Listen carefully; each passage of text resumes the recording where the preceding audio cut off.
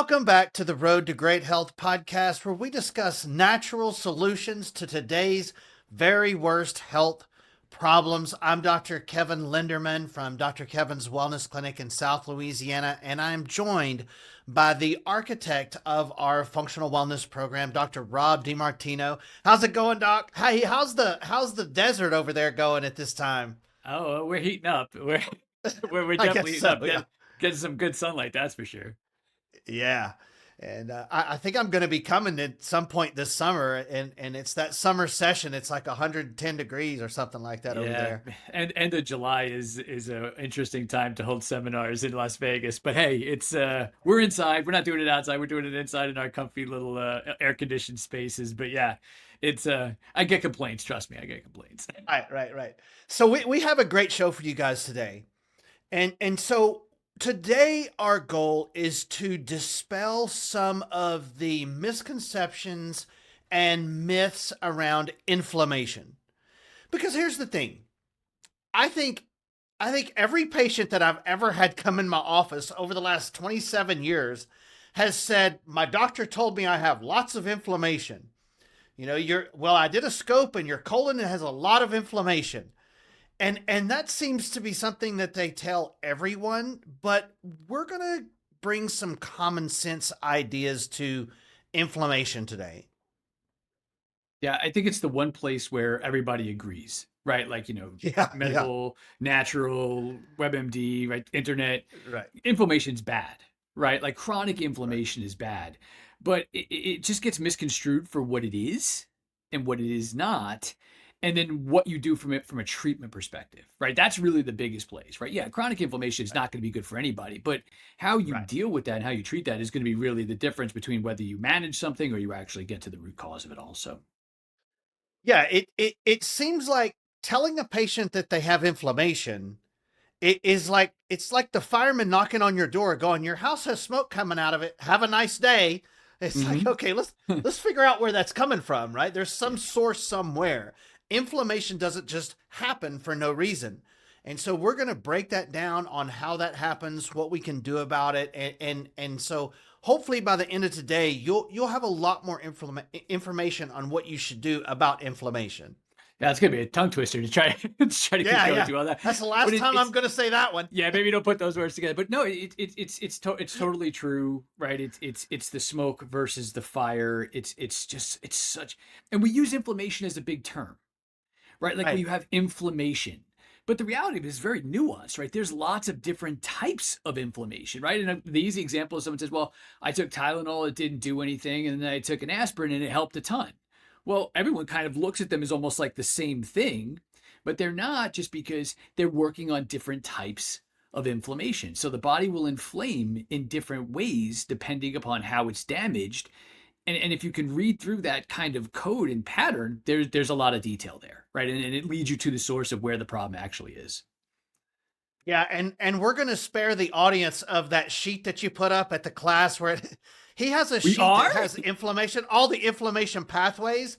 And guys, it literally looks like you took a bucket of words and lines and you just dumped them all on a paper. I mean, there's all kinds of inflammation pathways, and one thing leads to the next. And there's several different types of inflammation. We'll just kind of leave it at that. Yeah, But that's the big picture idea.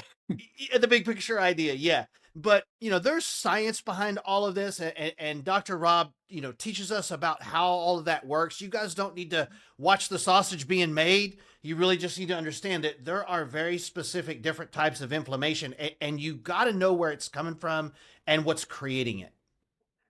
Yeah, that's the biggest deal is it allows us to basically work backwards, right? We still have some limitations from testing, especially when we get into like the cellular level of things that we're talking about. We've done podcast after podcast now talking about mitochondria and Yeah. mitochondria heteroplasmy rates, where they damage, right? So they're going to set off where you damage your cell is going to set off a very different type of inflammatory cascade, right? So while we're limited right now on being able to test the cell itself directly and say, oh, okay, that part is damaged. Now, the big research universities that are testing like one person at a time with grant money, they can do that.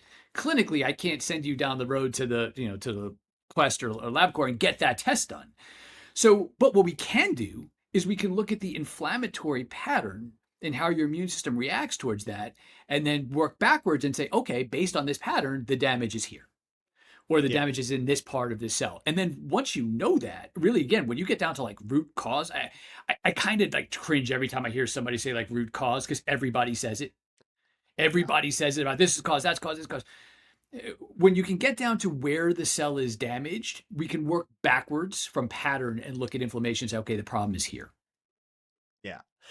And so one of the things, and Doc, tell me if I say this right, but one of the things that I think is important to understand is inflammation does have a purpose in the healing process. You know, if you think about like a sprained ankle, you sprain your ankle and it inflames and swells. And that part of the healing process is the cleanup crew. It's your white blood cells bringing lymphatic tissue there, and it's eating up all of those torn tendons and cells and damage. And then after it inflames, then it repairs. So when you sprain your ankle, all of that swelling and heat and inflammation is your body getting rid of what tissue you injured when you sprained your ankle. And then afterwards, your body's going to create new tissue to repair. So if you don't have inflammation and you don't have the cleanup crew, you're not going to be able to do the repair phase. Is that how that works? Yeah, you won't be able to do cleanup and you won't be able to stimulate the repair. It's just that line that somebody will cross where they go from a healthy amount of inflammation to now Right. what we would call chronic inflammation, Chronic where now inflammation. all of a sudden we're out of balance. Yes, you need the inflammation.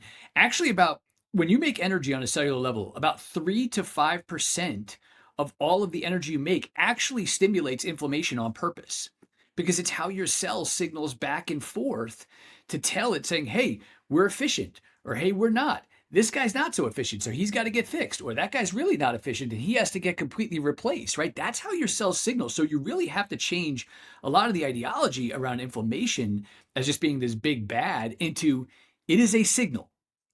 It is a way that your cells signal to each other and to your immune system.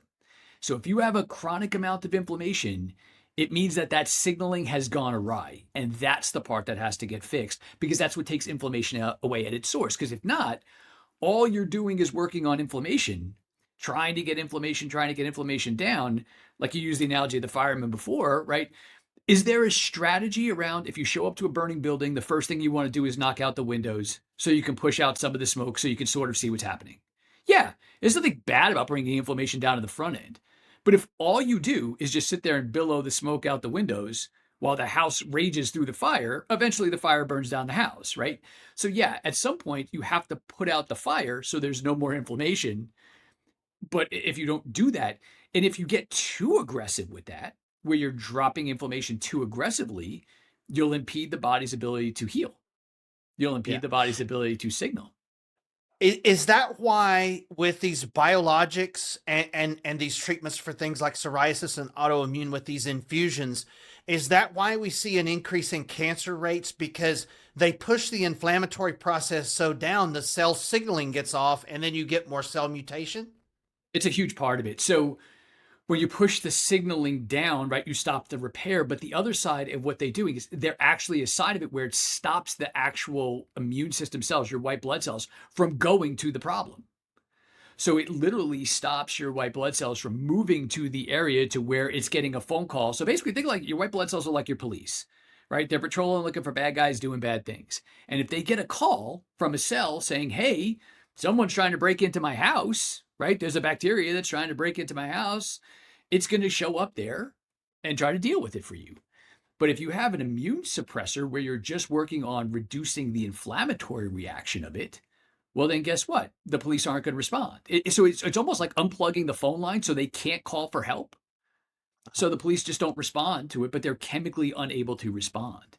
So if you can't get Wow. your immune system to respond to a cell that's going bad or an infection or anything else like that, that's the line of the immune suppression. You're stopping the healing and you're stopping the immune system from actually doing its job.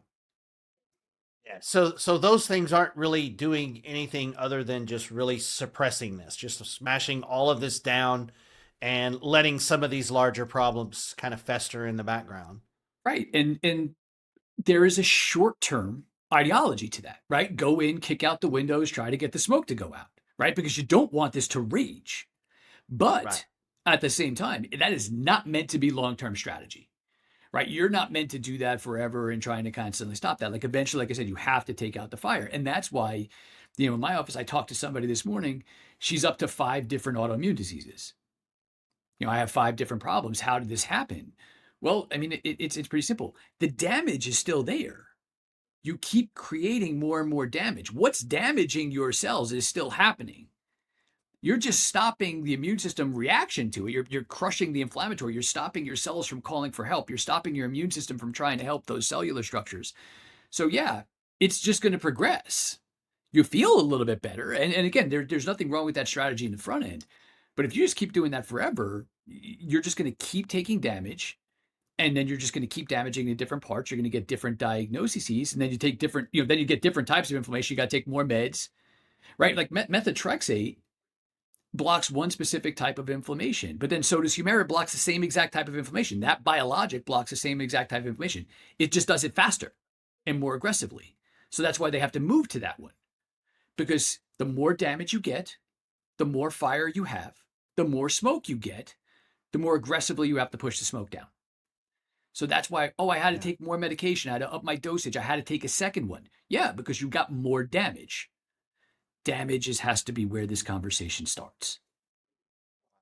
Yeah. So doing those biologics and those infusions for years and years, like I talk to patients very often that are doing that. It's setting up for some really bad things coming down the road. It's just the person has to understand that they're not built to fix it. They're really honest Right. about that. They're not, they're really honest. Like, it is not built to fix that problem, right? That is not the standard of which they're held to. They don't expect it to do that. It's why it's always going to be going there. I'm always asking, trying to find research like, hey, are they trying to look at something deeper down the line? The next kind of evolution in what they're trying to do with those biologic drugs is they're trying to hit like the inflammation marker at a level like above where they get involved now. And I'm like, but that still happens after the damage, right? So they're still always trying to deal with the reaction to the damage, but not the damage. And I think that's the level of difference between when you're talking about how do you make something like this potentially get better versus why are we in management? But they are honest about it. I mean, you can't fault them. The fault is really Right. on the other side where the person wants something that it's not designed to do. It's not designed to fix it. It's just designed to block the Yeah. inflammation. Doc, talk a little bit more specifically about the mitochondria and the inflammatory process and the damage that takes place. Explain that to us one more time. Okay, yeah. So I'm actually in the process of writing a paper, which I intended to be short, and now it's like 20 pages. But on this, No, there's you guys no will get. way that happened. I know you guys will get the brunt of it in July. But so yeah, what ends up happening is when your mitochondria damage on the inside of the cell, right? So you got to figure you have on average maybe 5,000 mitochondria in a cell. Right. So you have to damage a specific amount of these. Thankfully, it's not you damage one of them and the system freaks out. Right. You have repair processes, you have protective processes to try to protect these mitochondria. If your protection goes down and your mitochondria start damaging, then what happens is it sends out a signal, and they call them DAMPs, DAMPS, damage associated patterns, right? Molecular patterns. It's just a signal to the immune system saying, hey, we're hurt here. And now your immune system comes in, your immune system cells come in, depending upon what signal, what type of damp was associated, right? What type, where was the damage? Your different immune system cells will go. And then fascinatingly, your immune system actually changes the way their mitochondria work so they can kick out all these inflammatory markers so that they can actually help heal that other cell. So when your immune system tries to fix you, it actually does it by hurting its own mitochondria to go out there and do that. Now, again, if the problem can be solved, the immune system cells go back to functioning normally. Their mitochondria go back to functioning normally. The other immune system cells tell it, hey, let's go. We're done here. Chill out. The generals will call off the troops and everybody goes back to normal. But if this damage keeps going, now we're just going to keep getting this activity. Now, if the damage gets severe enough, the actual cell will rupture. The actual cell will literally break. And now material that's inside the cell will leak out. Those damaged mitochondria will actually be ejected from the cell, right? It's like kicking out your trash. But you got to remember, mitochondria are bacterial in origin, and they have their own DNA. So if they spill out into your blood system, that activates a whole different type of inflammatory cascade, and that activates a whole different type of immune system reaction, because now your immune system is doing what it's been programmed to do since the beginning of time. That's bacteria. That's genetic material. That's a virus. And it's going to attack it like it's a virus. So last week when we were talking, or last podcast when we were talking about viruses, we're talking about, is it an outside in thing or is it an inside out thing? Is it our cells that are damaged, that our immune system is reacting to like an infection? Because now you hear a lot of influencers and stuff like that talking about like, oh, hey, you got this infection, right? Epstein-Barr. Everybody's got Epstein-Barr virus that causes every disease on the face of the earth, apparently. But the reality of it is it Epstein-Barr, or does it look like Epstein-Barr because your immune system is targeting it as a viral infection because your mitochondrial DNA got damaged and the cell ruptured and it got ejected out? So are you the source of the infection? Or is your or is there some sort of outside, right? Because if it was outside, it would be easy. You just kill it and then you move on. It's not the way it works. So from that perspective, we have to look at it from, okay, if we damage that cell, it's going to signal out for help, right? That's what that inflammatory marker is. It is the signal for help. Now, is it pleasant? Absolutely not, right? I always laugh because like I'll go with patients. I'm like, I know this is going to shock you, but you're inflamed. And then they laugh. They're like, yeah, doc, I do that, right? I'm like, I know. Yeah, I mean, that's half the reason you came here is you could feel this inflammation breaking through. But you are inflamed here, which is calling your immune system to do this. If we fix that problem there, then your immune system can call off the attack, right? So you always have to look at it from that perspective. Hopefully that makes sense. And guys, when Dr. Rob says your cells get damaged or your mitochondria get damaged, he's talking about all the things we've talked about in the previous podcast with the EMF and the toxins and the mold and, the blue light and all of those things we've been talking about really since the first podcast that damage our cells. That's what he means. Physical damage to your body from just living in 2026. And that's just sort of something that our body is going to have to deal with. There's no really avoiding it. Yeah, it's at this day and age where we're kind of always under attack. And the ideology is to sell that it's a chemical invasion, right? Because if you could sell the idea that it's a chemical invasion, then you could sell a chemical solution towards it. Right. Like you got some sort of chemical and it's hurting you and you have to do something about it. Now that could be a pharmaceutical, that could be a supplement, that could be like, you hear everybody talking about parasite cleanses. Well, why? When bacteria from your cell, mitochondria damage that looks like bacteria gets into your blood system, it acts like a parasite, right? So they're talking about killing cycles of parasites and all these things. You're bleeding bacteria that turns into parasites inside of your system, right? You're the source. Oh, wow. Yeah. It's not that you're eating constantly getting food poisoning, right? Now that can happen. Of course, it can be outside in, but in the vast majority of these cases, maybe that starts it. Right. You can get an infection that does the damage, but now it's the leaking in the damage. That infection's long gone, but you're leaking the damage that keeps your immune system on this high alert. It's like, I don't know what happened, doc. That one time I got sick, I've never been good since. Right. We saw that with COVID, right? We saw that with COVID. COVID caused damage to the inside part of the mitochondria, a certain part of it. And that kicked off 48% of the people who got quote unquote long COVID got antibodies, an autoimmune disease, against that part of their mitochondria because COVID damaged that part of their mitochondria. And that was why they had all those types of symptoms, because once you damage it, it's either going to signal or it's going to damage and spill. And COVID's gone, but you're left with it's like the house guest who comes to your house and makes a huge mess and like moves all your stuff around. And then they're like, thanks for having me. And then they leave. And you're like, great, but now I'm stuck with this huge mess I got to clean up, right? So that's the pattern that will happen again and again. Doc, I can imagine, and I don't know this for sure, but it seems like it would be when one cell damages and breaks open and lyses, as they call it, doesn't that intracellular fluid damage the cells around them and then they break open and it kind of creates this cascade of one cell leaks and that destroys the cells next to it. So you get this sort of cascading effect. Yes, you get multiple different things. So that'll happen. then your immune system, as it comes in, because it's assuming it's infected, and it's going to assume that the cells around it are also infected, so it carpet bombs the whole area. Ah, yeah. Right. So it's going to say, hey, the cell next to you is probably fine. But it would be like, again, if there was the fire in the house, it's like, okay, let's just bulldoze the two houses next to you so the fire doesn't spread. Right. Right. It's not a great life analogy, but that's actually what happens inside the system. Right. So it will damage those other cellular structures. The other really interesting thing about this, and I remember for years reading this, and I asked so many professors in the beginning when we first went through this in school, on the outside of your cell, there's a receptor for ATP. Now, ATP is the chemical that your mitochondria make. So when they have to convert food into energy for us, right? We can't use carbs and fats and proteins. We have to turn that into ATP because that's the fuel that we can use.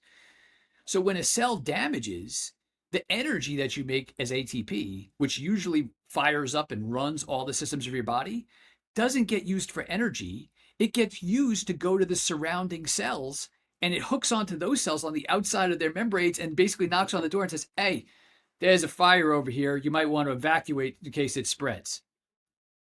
So literally ATP then becomes not an energy molecule, but a marker to tell the rest of your body, hey, we're damaged here. You better act differently. You better get the hell out. Your immune system's coming to bomb. Wow. So That's crazy. again, this is a gross oversimplification of some pretty incredibly complicated science, but these are the steps that it takes. And, they've done beautiful research to map all of this out for us. I've shown it at all the seminars and stuff, like I said, writing the paper about it, made videos about it, all those things. But at the end of the day, the good news about the complexity of this whole conversation is we basically only have a couple of jobs here. We've got to repair the cell, the part that's damaged. You've got to clean up the mess that it made. And you have to make sure you increase the protective capacity so that as we force these mitochondria to work real hard in today's world, they don't damage. That's it. If that's all this sea of complexity, like, which again is our problem. That's the focus that you have to have as a person who's dealing with one of these types of problems.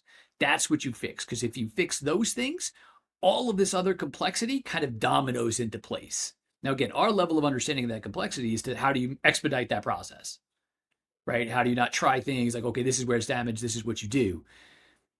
But that's literally where the focus comes down to. Because I know a lot of times I talk about a lot of things and I can see patients kind of like, I get excited about the science, they kind of glaze over on me. I'm like, stop, this is what we have to solve, right? We have to seal the pipe. We have to clean up the mess that the water leak made into the room. And then we have to make sure it never leaks again. Those are your three steps. Fascinating. Wow. Good deal. Well, yeah. So the point is that it's not that you're inflamed for no reason. We have to find where all of this is going on and then develop a plan to correct it. And that's what Dr. Rob's program is so great at. So, the next time a doctor says, well, you have a lot of inflammation, ask him why. Why, doc? Why do I have that? And see what he says. Yeah. Some of your answers would be very interesting. Oh, it just happens sometimes, or it's probably your parents were probably inflamed.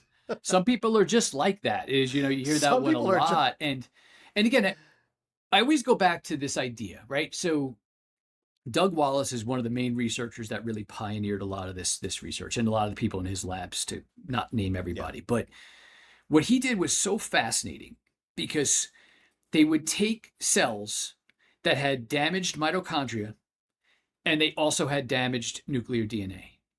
And basically what they would do is they would mix and match. So they would take out the damaged nuclear DNA and they would replace it with healthy and leave the damaged mitochondrial DNA, and the person would still have the disease.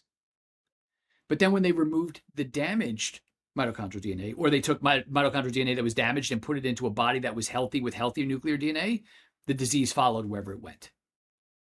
So in those studies over and over again, that's the source of it. Now, again, something obviously has to damage those mitochondria, right? There's that second step.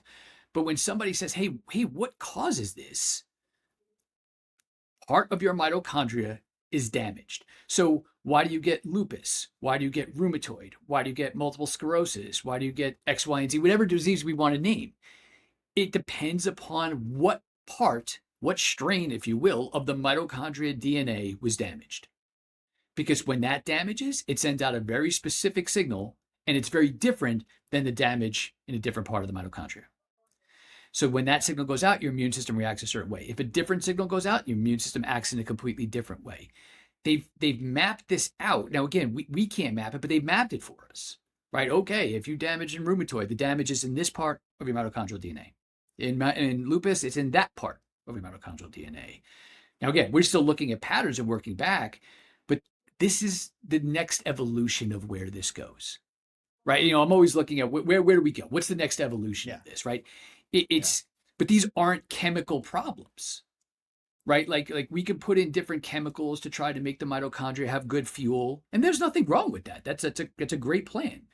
We could put in different supplements to try to reduce the amount of inflammation that the mitochondria make. Again, not a problem, but mitochondria repair by very specific stimulus signals from your body. And those are a lot of times the signals that your body will get from sunlight, from darkness, all the hormones that we talked about in the 5 levers. Those are all the hormones that protect your mitochondria from getting this damage to begin with. So those people, those annoying folks who get away with it, right? They eat bad, they drink, they smoke, they do all the stupid things that we tell people like don't do is bad for your health. Why do they get away with it? Their protective layers are strong, and that doesn't let their mitochondria get damaged to the point to where they have to call 911 for help. That's it. Yeah. So that's why we spent all those episodes doing those videos, right? And nobody, but that's the goal. So if you guys want to understand the science behind all of those 5 levers and the 4 pillars of human health, and if you really want to get in deep into the science behind what he's talking about, you can go back and watch podcast 15 until now. And that's when we really take a deep dive into the 5 levers of human health and the 4 pillars that are the 5 levers and the 4 pillars and how all that works. And so if you want to go back and start with podcast 15 and watch it up until this one, you will know as much as anybody about what makes sick people sick and what gets sick people really well. Well, Doc, thanks for joining me again, man. Today was good. I hope you guys learned something. Any final thoughts?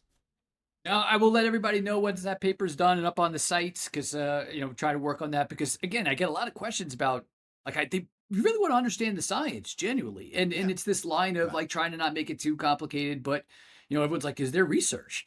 There is. That's the thing about this, I think, is the biggest deal. It's like, this isn't my opinion. I didn't form any of this myself. If you take all of this and you go in and you ask Google, it's not what it's going to tell you first, but it will tell you, oh yeah, that's correct.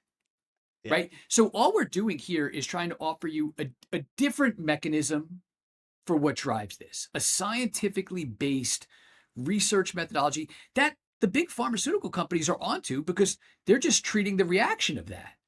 They know where that inflammatory marker goes from. All this new research they're doing, they're just trying to work at that inflammatory marker a little bit higher on the signaling cascade. But they know that's where the signal is coming from, because that's why they block that signal. So they know that's the issue. It's just really hard to get a drug to be able to fix something and then obviously get it through clinical trials. And of course, that's probably not the most profitable thing in the world for them to be able to work upstream like that. So there's got to be other strategies for those types of things. So when you Google this, my advice is, I get this a lot. I recently started an Instagram, which I'm not.